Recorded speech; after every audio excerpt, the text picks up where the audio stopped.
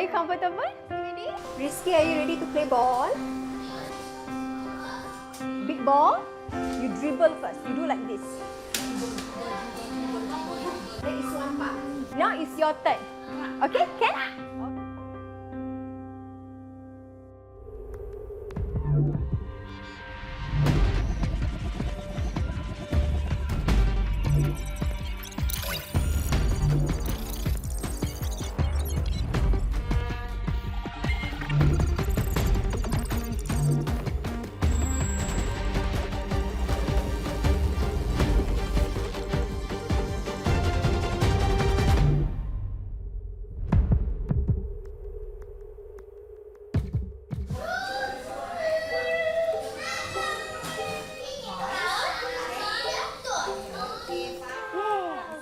Yes, dribble.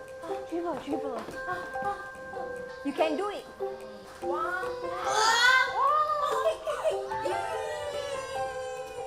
more time.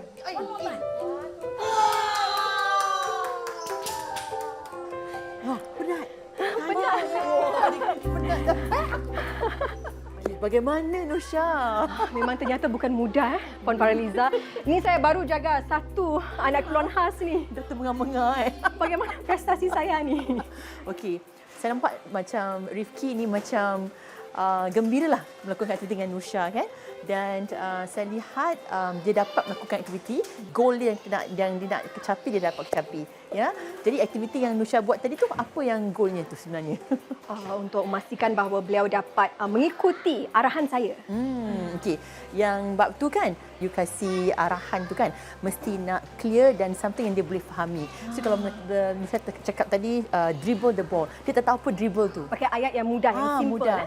Jadi kalau cakap macam okay, you walk, push. Walk, push. Lebih dia faham daripada dribble the ball. Jadi vocab tu diorang limited kan. Dan lagi satu macam I like the part when you actually tunjukkan dia. Demonstrasi dulu, baru dia buat. Itu pun you demonstrasi dia tetap macam tak tahu nak buat apa kan. So kena repetition selalu. Macam kena 2-3 times baru dia boleh jalankan aktiviti tadi.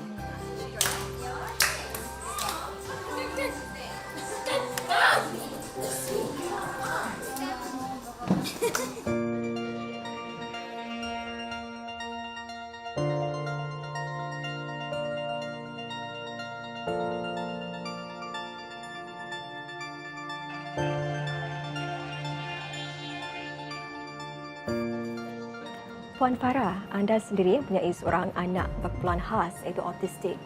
Menerusi pengalaman anda, pernah tak anda dilemparkan dengan kata-kata kesat seperti budak ni meragam, tak tahu diam ataupun tak tahu jaga anak dan sebagainya? Paling saya ingat sekali di mana waktu tu dia berumur dalam 7 ke 8 tahun, kita berada di zoo negara. Ya, dan ada satu bapa dengan anaknya lah, sama umur anak saya lah.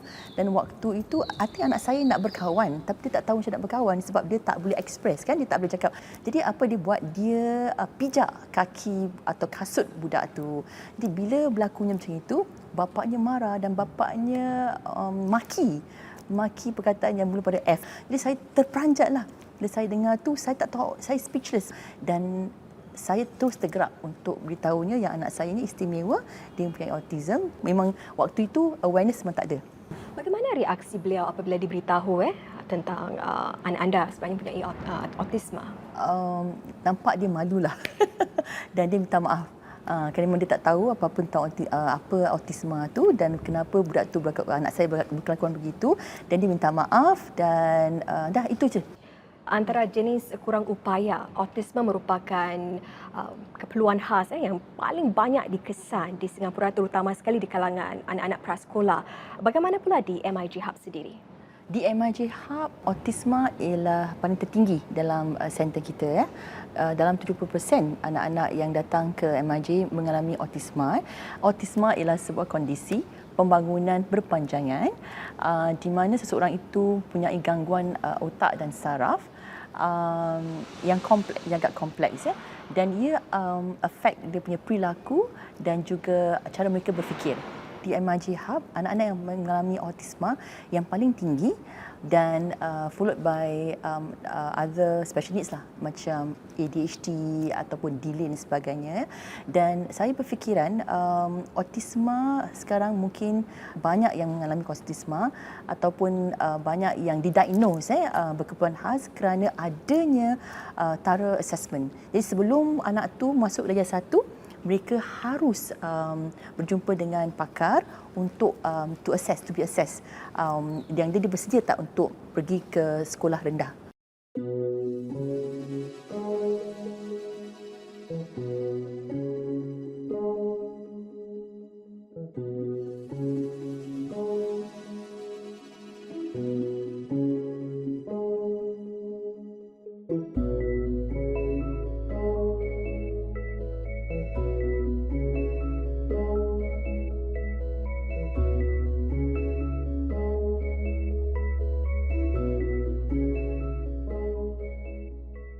Saya membuka MIJ ni kerana saya punya anak autisma dan waktu itu anak saya mahu ke madrasah dan tiada madrasah yang boleh enroll dia kerana dia tak benefit lah from the madrasah. Bila dia ke madrasah, dia akan masuk bawah meja, dia akan pekik dan kawan-kawannya tak tahu apa yang sebenarnya berlaku terhadap dirinya dan mereka akan panggil dia gila. Tapi bila dia lihat adik-adiknya pergi ke madrasah, waktu dia boleh berbual, dia cakap saya nak pergi madrasah. Tapi tak boleh. Jadi itu yang saya nikat untuk menubuhkan madrasah untuk anak-anak yang berkebutuhan khas.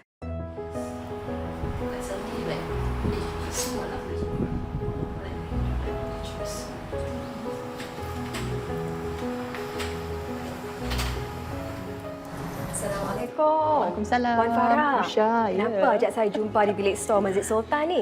Sebenarnya kan Nursha, inilah kali pertama kita adakan kelas kita di MIJ. Ia bermula dengan store. Dan di luar sini lah pejabat kita, saya dengan suami.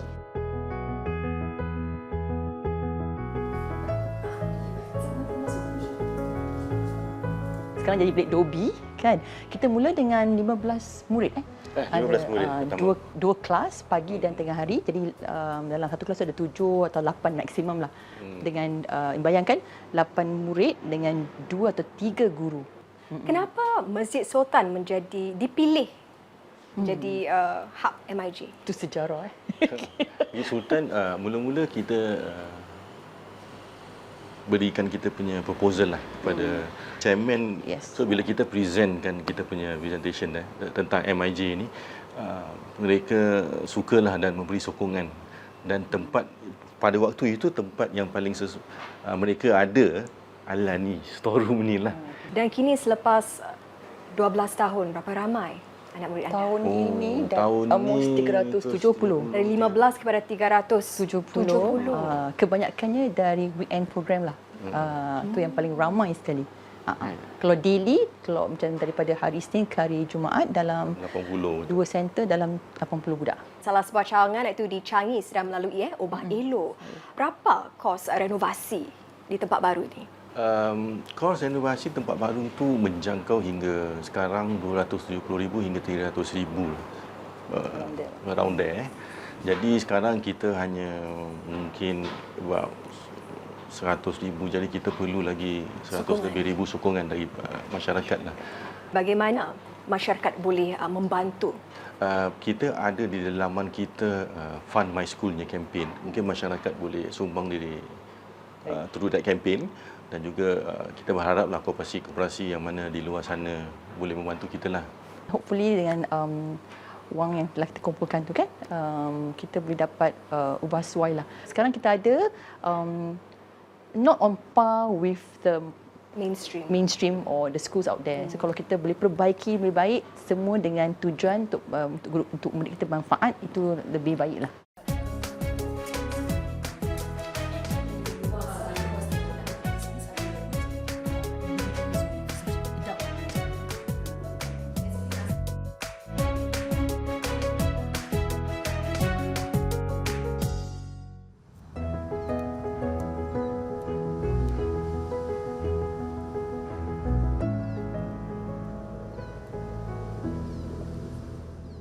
Puan Farah dan juga Cik Ali, ini pada pertama kali anda dapat tahu bahawa Ashraf punya autistik. Apa reaksi anda?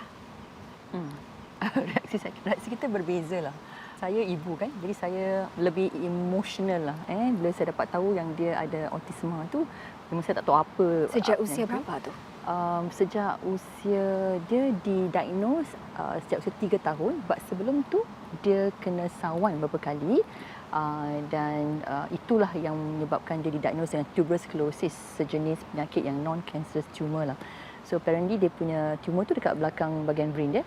So itu yang cause dia punya epilepsi. So sebab berlarutan kan epilepsi dia, kita jumpa doktor dan betul dia didiagnose dengan autism.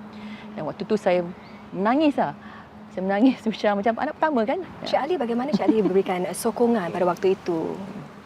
Yelah, kat sini lah ya. Dekat sini yang selalu kita jalan-jalan. Kadang-kadang dia drive. Tempat kenangan lah. Tempat kenangan. Tempat sini lah selalu So, kita keep berbincang. Dan pada waktu itu dia sering emotional breakdown lah. Dia banyak emotional breakdown. Dia banyak mencurah hati di sini. Ya. Tipak kereta kat sini, kadang-kadang on the way to work. Ya. Tapi saya sebagai suami, saya tak boleh tengok lah macam dua-dua kalau selalu merungut. Jadi saya buat keputusan bahawa kita kena cekal lah kan. Saya suruh dia ambil kos-kos, ambil tahu, dan saya terus bekerja lah. Saya decide to take degree. Saya diploma je. Jadi saya take degree part time untuk upgrade myself because I know nanti bayaran dia dalam special needs ni sangat mahal It's a long run punya ni. It's a long run lah. Jadi kita mesti in the long run tu, untuk long run tu saya decide to go into studies. Itu pun satu cabaran sebab tak ada masa kat rumah. Jadi Pengorbanan anda. pengorbanan saya, tapi pengorbanan untuk dia lebih lagi sebab dia dalam keadaan begitu, emosi yang terganggu. Saya difahamkan sehingga anda meninggalkan kerjaya korporat anda. Ya. Pada masa yang sama juga menjual rumah anda. Bagaimana anda mengharunginya? Waktu tu saya tahun 2009 Ashraf nak ambil PSLE kan. Jadi saya rasa somebody has to be at home lah to look after him kan. Jadi saya dengan suami bincang, tempat macam ni lah kita bincang tengah brisk walk, kita berbual kan.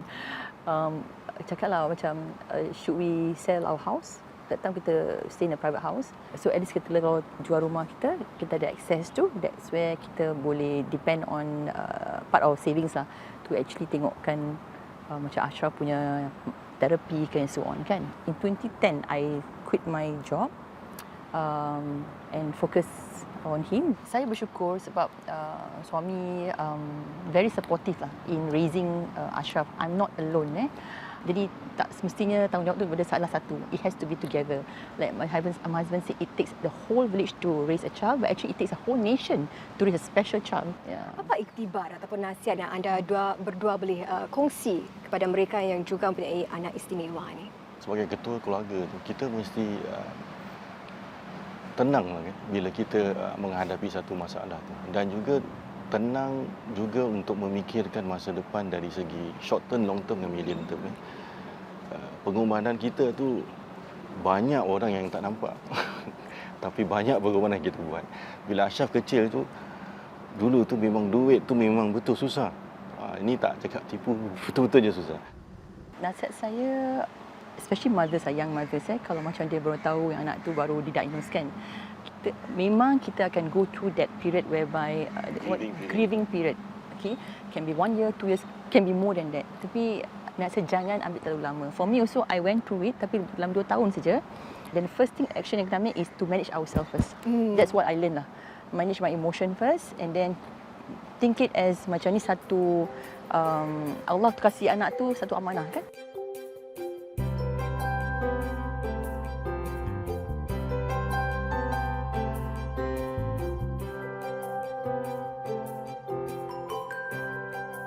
Kesedaran sudah pun meningkat tentang golongan keperluan khas. Namun, satu tinjauan ini menunjukkan bahawa 5 daripada setiap 10 ibu bapa masih lagi kurang selesa untuk anak mereka bergaul dengan anak-anak keperluan khas ini. Saya sendiri pernah terdengar lah yang feedback daripada ibu bapa yang di mana mereka bila inquire, mereka menangis kerana anak ni mereka tak dapat tempat prasekolah yang mainstream. Dan ada juga yang ibu bapa yang memberitahu guru mereka yang boleh tak anak saya jangan duduk dengan anak yang berkeluhan khas tu, ataupun guru-guru ada juga yang ibu bapa yang bilang guru yang kenapa tak saja anak itu dikeluarkan daripada sekolah tu. Ya, dan ini memang berlaku, memang berlaku. Saya harus reflect ataupun mendekati situasi ini dengan lebih mature lah. There's a lot of values that they can actually learn. Selain kanak-kanak keperluan khas, sukar tak untuk mendapatkan guru-guru? Kebanyakan mereka minat dalam bidang ini, tapi mereka kurang pasti tau sama ada bidang ni mereka boleh lama tak dalam bidang ni. Contoh bila mereka mengajar anak-anak tu, sekiranya anak tu ada meltdown, mereka akan dicekau, guru-guru akan dicekau, rambut akan ditarik, kadang-kadang hijabnya pun ditarik, dan mereka terperanjat. Lagi satu, kalau mereka pulang dengan cekawan di muka, di tangan, ibu bapa guru tersebut agak risau dan kadang-kadang mereka will discourage lah anak mereka mengajar di sekolah-sekolah yang berkeperluan khas. Jadi pendek kata, sifat-sifat untuk menjadi guru keperluan khas ini ataupun menjaga anak-anak keperluan khas ini bukan sahaja minat tapi daya tahan itu penting. Itu penting, passion satu, kesabaran satu, dan daya ketahanan diri pun satu. Dalam memperkasa golongan keperluan khas ini, bagaimana MIJ Hub melakukan ini dari peringkat sekolah hingga ke alam pekerjaan? Di MIJ kita ada banyak program daripada umur 4 tahun sehinggalah umur 30 tahun, dan selepas itu mereka akan bekerja. Jadi kita ada tadika, kita ada student care, kita juga ada program RAP dipanggil Work Readiness Adult Program, di mana individu-individu yang berkeperluan khas 18 tahun ke atas they cannot get open employment. Jadi mereka datang ke MIJ untuk belajar lebih mendalam skill-skill yang diperlukan seperti memasak, membuat kuih, mengemas office dan sebagainya. Anak saya sendiri, Ashraf, dia melalui RAP program dan sekarang dia bekerjalah di MIJ, dan nanti saya akan tunjukkan, jumpakan Nusha dengan Ashraf di mana dia akan melakukan pekerjaan di MIJ.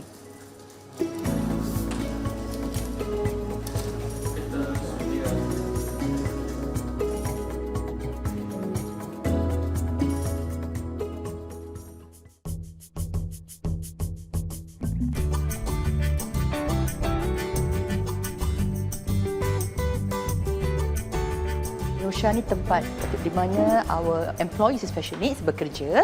So tu anak saya, Ashraf, dan kawan-kawannya. Apa mereka lakukan sekarang, dia orang tengah packing untuk order for Chinese New Year. So kalau you tengok semua yang paket yang merah kan, itu semua order daripada kedai customer lah. So sekarang mereka tengah packing cookies untuk satu sekolah yang order untuk guru-guru mereka. And if you can see, they have put the label and then they put the few pieces. Nasir, berapa banyak cookies dalam satu plastik ni? Tangerine cookies. Berapa banyak tu? Wah, ada 5. 5. Puan Farah, sukar tak untuk melatih pekerja keperluan khas ini? Sebenarnya tak sukar kalau kita tahu the right method lah.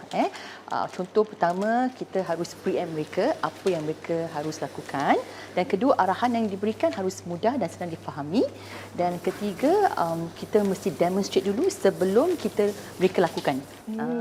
Dan seperti saya lihat, Encik Ali sendiri sedang menunjukkan mereka bagaimana cara-cara untuk masukkan cookies. Ini Encik Ali, anda sebagai seorang bapa, bagaimana anda berikan sokongan bagi Ashraf? Ashraf ni kan dia perlu banyak keterangan lah, explanation kan.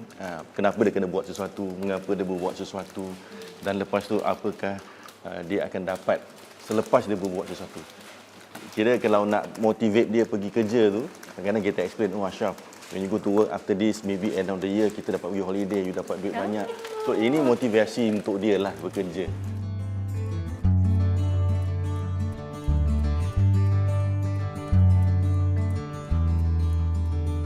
Puan Farah, selain cookies ataupun kuih untuk Tahun Baru Cina ni, apa lagi barang-barang yang dijual? Ada banyak barang-barangnya, tapi yang paling sellable lah, yang popular sekali ialah first rempeyek. yang berbagai-bagai flavor, dan kita ada keychain yang di customize, dia engrave nama dalam keychain tu, is customized for you lah. And yang ketiga ialah shawl yang di mana shawl ini lukisannya, coraknya actually drawn by our students.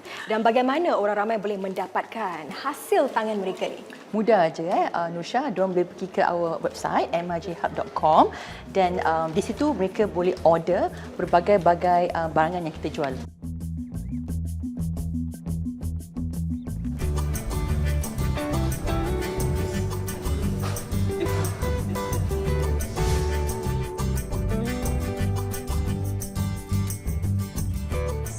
Pour this back here. Careful, it's very hot. Careful. Yes, slowly, Puan Faraliza, tahap kesedaran tentang golongan keperluan khas sudah pun meningkat ya. Apa bentuk sokongan yang boleh diperbaiki dari sudut pemerintah dan juga masyarakat? Dari segi kesedaran, pemerintah telah banyak melakukan inisiatif lah, ya. Seperti in the recent Third Enabler Master Plan, pemerintah salah satu inisiatif yang akan diperbaiki ialah dengan adanya supported employment. Government juga encourage employers untuk menggajikan atau mengambil individu keperluan khas untuk bekerja dengan mereka. It's important lah for these individuals to go and work so that mereka boleh berdikari. And then dari segi masyarakat, masyarakat perlu ada sikap empathy lah. Put themselves in their shoes, memahami kenapa mereka bercakap begitu, maka mereka bereaksi begitu dan sebagainya. Good afternoon, Madam President. Good afternoon, Nasir. Kami di MIJ amat berbesar hatilah kerana Presiden Halimah Yacob menyokong usaha untuk memberi kesedaran pada orang ramai tentang individu keperluan khas. Dari sudut masyarakat Melayu Islam kita pula, bagaimana kita boleh meningkatkan lagi kesedaran tentang golongan keperluan khas ni? Antara inisiatif yang telah dilakukan oleh MIJ Hub ialah fundraising campaign, kita dipanggil Grand Amal. Kita ada kolaborasi dengan beberapa masjid seperti Masjid Wat Tanjung, Ma'ruf dan sebagainya. Baru-baru ini kita telah mengambil bahagian dalam Halal International event yang dianjurkan oleh Mega Express. Ya, ini salah satu inisiatif kita lah untuk menyedarkan masyarakat. Akhir sekali, Puan Faraliza, apa harapan anda untuk masa depan anak-anak keperluan khas ni? Harapan kami di MIJ agar anak-anak yang berkeperluan khas ini diterima oleh masyarakat seadanya dan mereka dapat berdikari apabila mereka berdikari dewasa dan apabila ibu bapa mereka tidak lagi di dunia ini. Dan harapan saya sendiri ialah saya juga sudah meningkat ke irah 50 tahun ke atas dan apabila anak saya hendak rely on me kan, jadi saya berharapan akan mereka dengan adanya dia bekerja sekarang Ashraf satu hari dia dapat fend for himself lah dari segi keuangan dan sebagainya. Terima kasih Puan Faraliza Zainal kerana menjadi personaliti detik yang cukup inspirasi. Dan semoga Hub MIJ terus maju jaya. InsyaAllah. Ayuh kita bergambar.